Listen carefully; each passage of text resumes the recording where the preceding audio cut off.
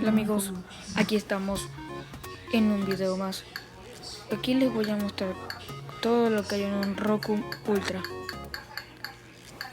Puedes buscar cualquier tipo de aplicación, Netflix, YouTube, Spotify. También puedes meterte en los canales de transmisión.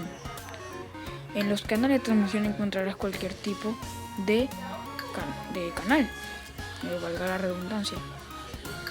También nos podemos meter en la configuración donde podemos poner otro control remoto y dispositivo.